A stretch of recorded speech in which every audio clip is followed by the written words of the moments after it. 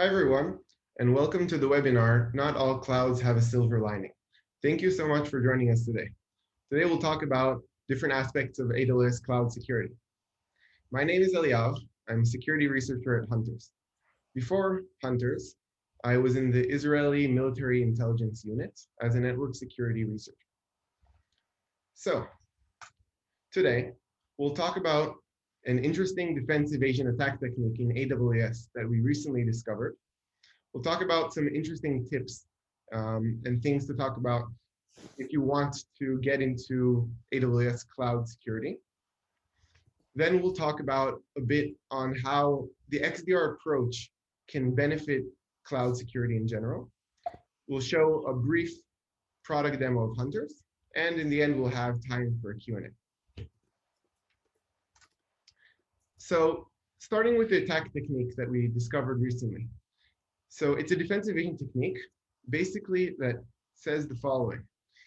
When an attacker uses compromised AWS API credentials, he can spoof the source IP that will appear in the victim's CloudTrail logs. CloudTrail, as we know, is the logging service of AWS. Any action done in an organization's AWS account is logged in CloudTrail. And one of the fields in the logs is the source IP that did the action. So the technique is that an attacker can spoof the source IP that will appear in those logs when he uses a victim's compromised credentials. Let's take a look at how the technique works in an overview. We have a victim's AWS account. And let's say that victim has an IAM user in that account. And that user has some access key, some credentials, whether it's permanent or temporary access key credentials. And he has those credentials. Now, separately, an attacker can create his own AWS account. This is a separated AWS account. Anyone can create an AWS account. It just takes a credit card, basically.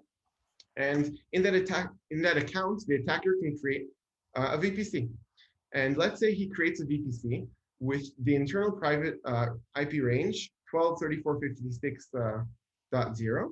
And the interesting part, and this is one of the important parts that the technique relies on, is that you can create a VPC in AWS with any internal IP address range that you would like, even if it's seemingly a public IP range of addresses. So this is the example we took here. So the attacker creates this VPC with this internal subnet.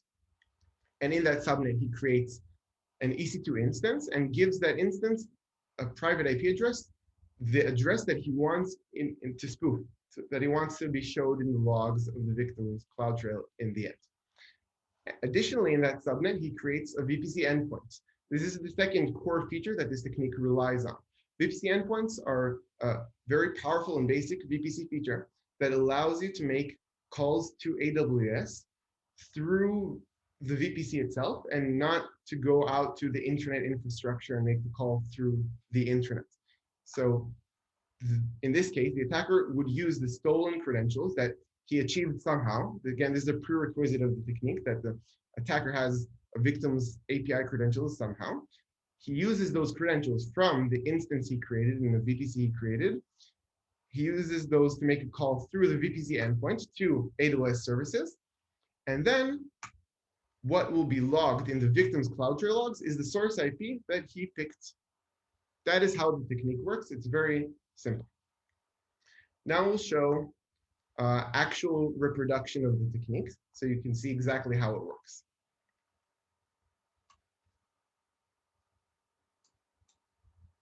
On the left-hand side, we have the victim. And here we generate in the victim some temporary credentials for the attacker to steal.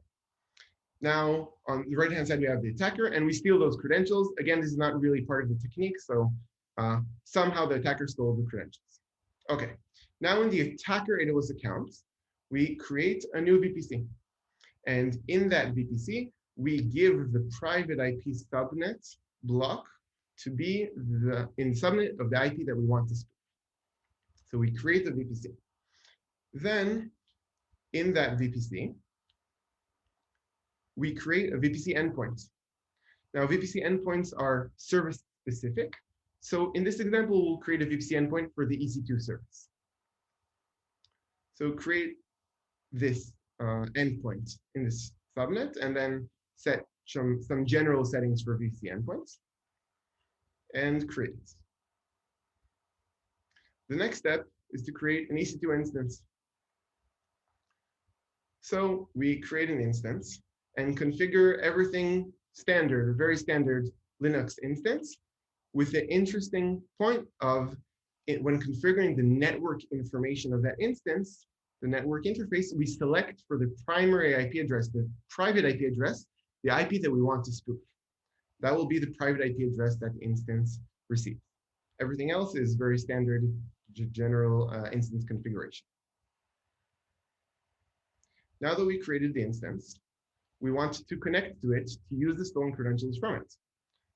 As you can see, this is the private IP address, and we'll take the public IP address just to be able to connect to the instance and use the credentials from it.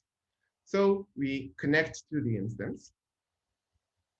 As we can see, the private IP address of the instance is the IP that we want to spoof.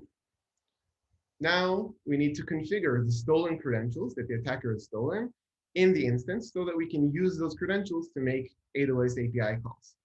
So this is very standard. We configure the access key, the secret access key, and the session token of the stolen credentials in the AWS credentials file. Now we make an AWS API call. So in this example, we make the call, describe instances and EC2 calls that just describes the list of instances that the account has. And as we can see, we found an instance. In this case, it's a source code server in the victim's account, and this call succeeded. Now, let's take a look how that call was logged in the victim's CloudTrail logs. So we go into the victim's CloudTrail logs, and we search for the specific call that we just made by the attacker with the victim's credentials. And we can see the source IP, the spoof source IP, is what was logged for the event. If we go into the raw JSON, we can see that's exactly what we picked to be spoofed. Additionally, an interesting point to note here is the VPC endpoint ID field that you can see at the bottom, which we'll talk about later, but this is the only actual remnant of this attack technique, this defense evasion technique being used. But we'll get to that later. So this is a very interesting defense evasion technique. And why should you know about it? So for several reasons. First reason is that as a defense evasion technique, by itself, it evades other security tools that rely on CloudTrail logs. So any security tool that relies on CloudTrail logs, such as a third-party service provider, SIEM tool, cloud security tool that rely on CloudTrail logs, can be impacted by this technique, and an attacker can bypass those tools or products by using this technique. Even GuardDuty, AWS's own security feature or service, might be bypassed by using this technique because they also rely on CloudTrail logs. So that's one important thing to know. Another thing is that this is eventually the usage of legitimate features. This is not a vulnerability. This is simply misuse or malicious use of legitimate features. So in that sense, it's not something that will be changed because it uses two core features of VPC. An attacker will always be able to use this. So it won't be fixed or patched. This is just misuse of legitimate features. And all this shows that it is not enough to rely on single point detection tools or products, because any given tool can always be tricked. So this just shows why a more comprehensive approach is important to be able to detect sophisticated attacks. Nevertheless, there are some ways that you can try and detect this technique, even though it's a defense evasion technique whose point is to evade detection. It can be detected. It might be a bit complex, but let's talk about how we can try. So really, all the detection methods will have to rely on the VPC endpoint ID field that I mentioned earlier. It's one of the fields in CloudTrail logs that is only populated when the API call is being done through a VPC endpoint, in which case, what would be populated there is the ID of the VPC endpoint in the accounts that the VPC endpoint was created. In this case, it would be the VPC endpoint ID of the VPC endpoint the attacker created in his VPC. So one way, and the easiest way to detect usage of this technique is by detecting API calls in CloudTrail that were done with a source IP address that is not a valid IP address that you have in any one of your VPCs as private address, and that the call was made from a VPC endpoint. So by looking at the VPC endpoint ID field, we can see that the call was made from a VPC endpoint, so only if it's populated. And if it is populated, then we can make sure that the source IP the call is from is not any valid private IP address from our VPCs. In that case, if we see that, then it means that this technique is being used against us. However, this does not detect the situation in which an attacker uses this technique and spoofs an IP address that is a valid private VPC address in one of our VPCs. This is a bit tougher to detect. However, a way that can be attempted to detect this is detecting usage of a new VPC endpoint ID that we've never seen before in our organization, because this VPC endpoint ID is the attacker's VPC endpoint ID. So we haven't seen it before in the organization being used. This is more of an anomaly-based detection and will probably be more noisy.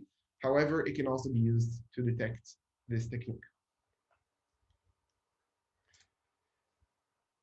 Now let's move on to general other interesting things in AWS security. So first of all, there are some basic important things to talk about logging and best practices about logging, because one of the first things that we learn when we try to detect or investigate security incidents, that you can only use the data you have, and if you don't have the data you need, then you can't do anything. So in general, there are several best practices regarding logging. One of them is that you need to enable CloudTrail logs, but not only to enable them, there are also specific configurations that need to be configured regarding logging of not only read or write only events, but both of them, both read and write events, and also turning on object level logging for S3 buckets that are sensitive. Otherwise, you won't be able to see any activity being done with those buckets. So that's CloudTrail logging, which logs every API call being done in the control plane. And another very important source of logs that is helpful is AWS config. AWS config is an AWS service that allows several things, compliance and configurations.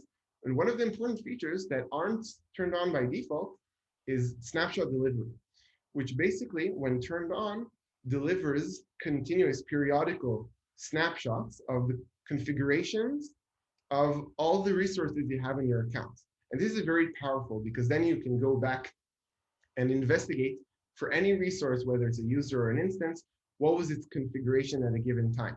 And it's very helpful. It's not turned on by default, even when you turn on config. So this is something that is important to know. You can only enable it through API calls. You can't even enable it through the UI, the snapshot delivery.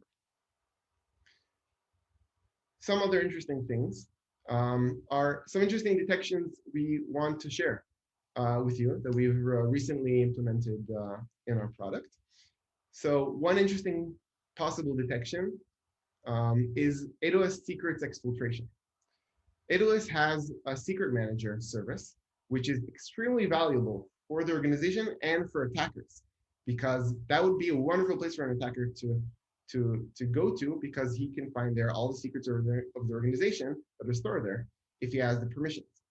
So an interesting detection can be to find an attacker that compromises credentials and tries to steal secrets from the secrets manager. And a good way to do that would be to search for a call for list secrets, which would list all the secrets stored in the secrets manager, and then fetching of those secrets using get secret value for a number of those secrets. And the reason that this is can be an accurate detection is because an attacker probably won't know in advance which secrets are stored there, and thus he must call list secrets and then would be followed by get secret value calls, while any other automated system would know exactly which secrets he needs to fetch and would fetch them directly without the call to the list secrets. So that's one interesting detection. Another thing that we find very valuable for our customers is detecting console against to the AWS Web Console from an IAM user that doesn't have MFA. This is a posture type of detection, and is very valuable to find any deprecated or old users that you have that you don't know about, that are configured users that simply don't have MFA, don't authenticate through any SAML provider, and just use the username and password. And these users tend very much to be the ones that are compromised and lead to compromise of an AWS environment. So this is also powerful posture detection. And the last example of an interesting detection I wanted to talk about is stolen AWS instance profile credentials. In general, there is a powerful way of providing AWS permissions to instances using something called instance profile rules. And often, many attacks that we see on AWS environments are that attackers manage to compromise instances, whether via complete compromise or via an SSRF vulnerability that allows them to retrieve those credentials and then use those credentials belonging to the instance to further escalate privileges in the AWS environment. So detecting instance profiles belonging to instances that are being used from multiple IP addresses is a good way to detect this attack scenario. In fact, we recently published a blog post that goes really deep into the details of how you can really detect this use case, and lots of follow-up questions to determine whether it really is malicious or not, and to differentiate between the malicious use cases and benign use cases of this behavior. So you're more than welcome to go and check it out. Some high-level tips to anyone who wants to enter AWS cloud security, in my point of view, is to know MITRE in relation to AWS. So we all know MITRE ATT&CK, which is the de facto standard, industry standard of attack techniques and TTPs.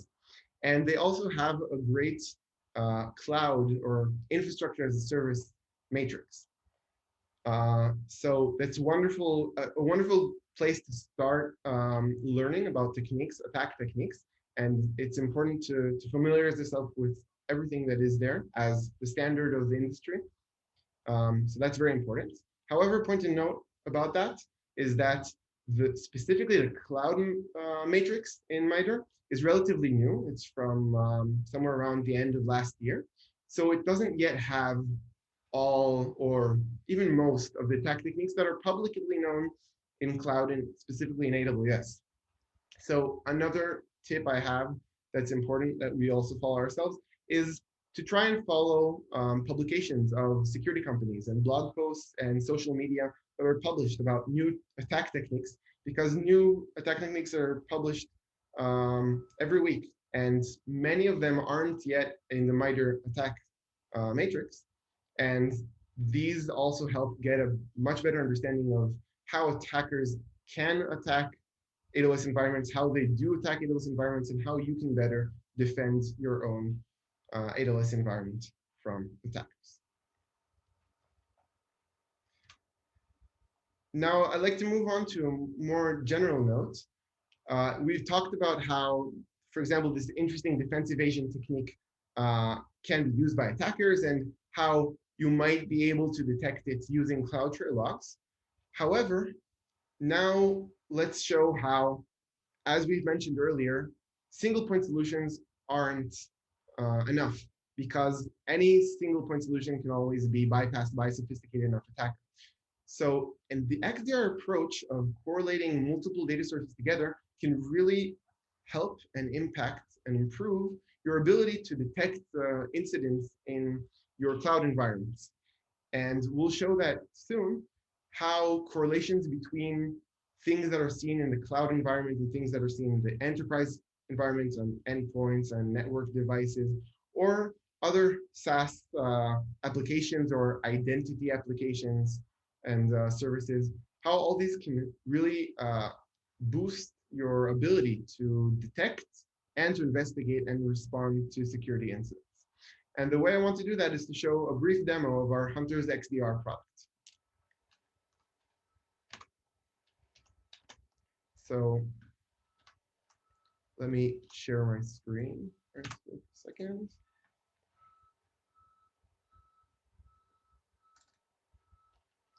Okay, so here we see the overall dashboard view of the Hunters XDR product.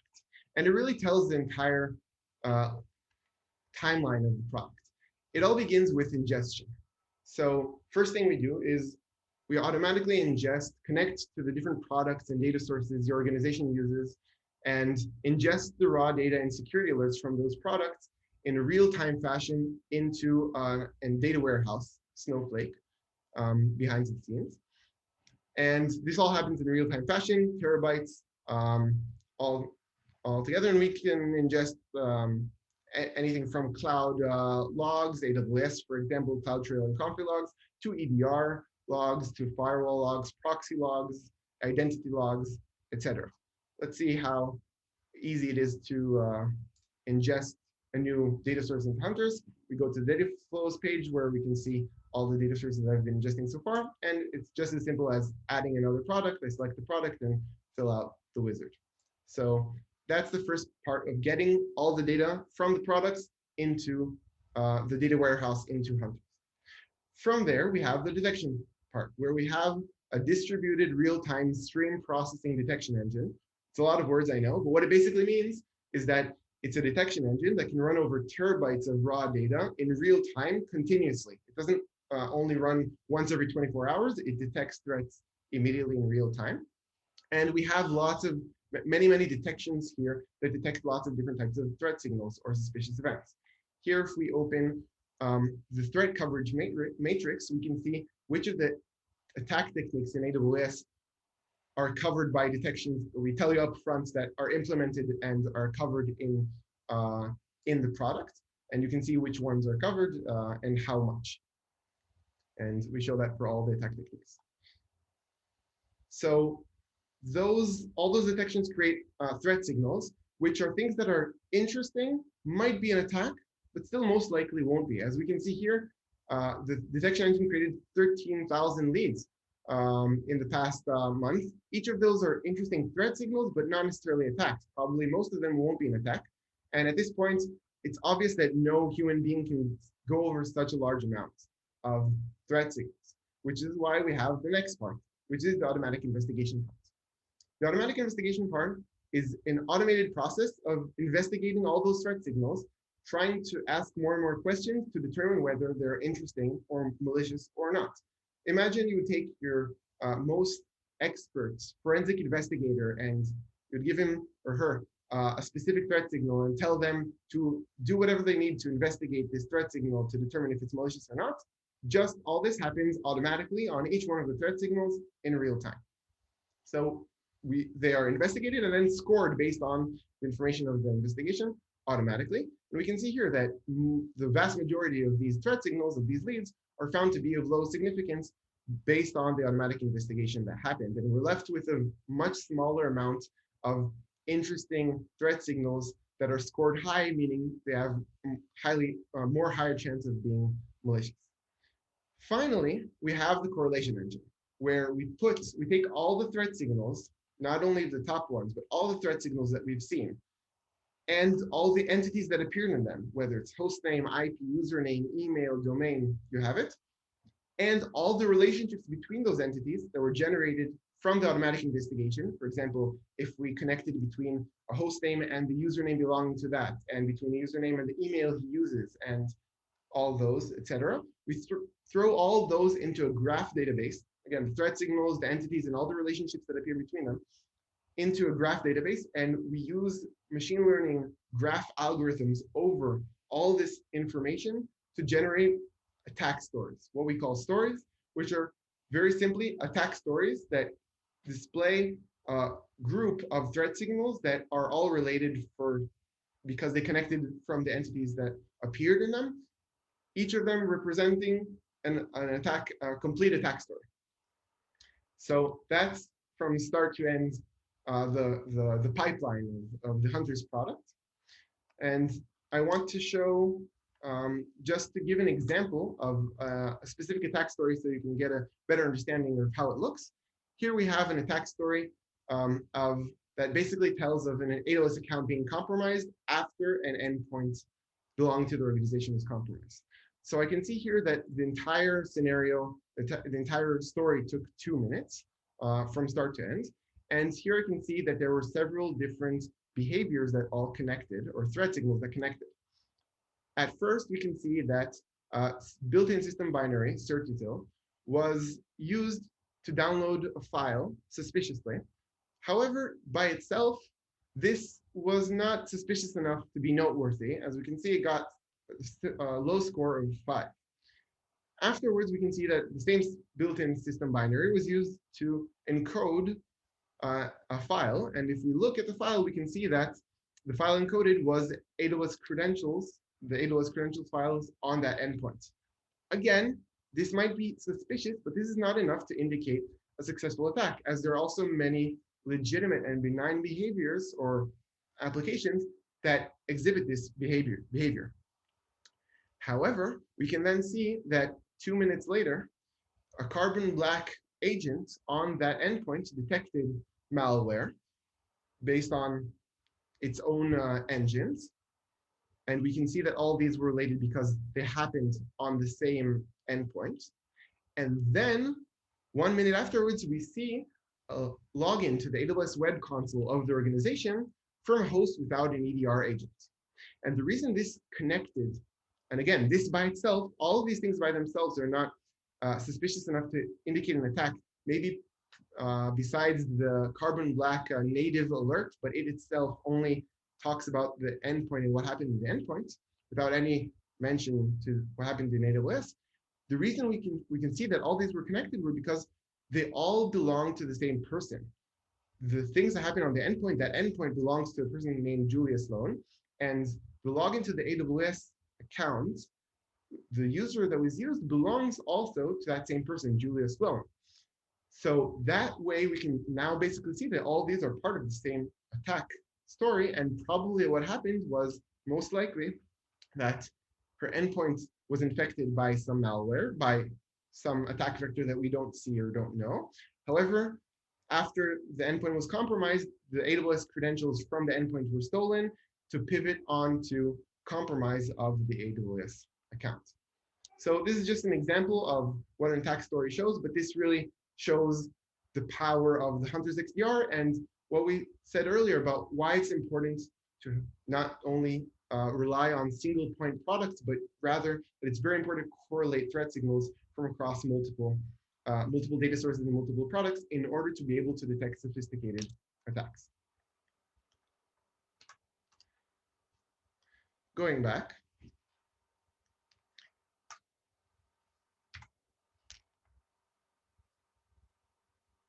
Okay, that was the demo of our XDR product. And that concludes this webinar. And thank you so much for listening. We hope it was interesting for you and that you learned from it. We have a podcast series that we record interesting things about security in many different subjects. We even have a podcast episode already recorded about AWS security. So you're more than welcome to go and listen to those. And we also published a blog post about the AWS defense evasion technique that we spoke about earlier. You're also welcome to read about that.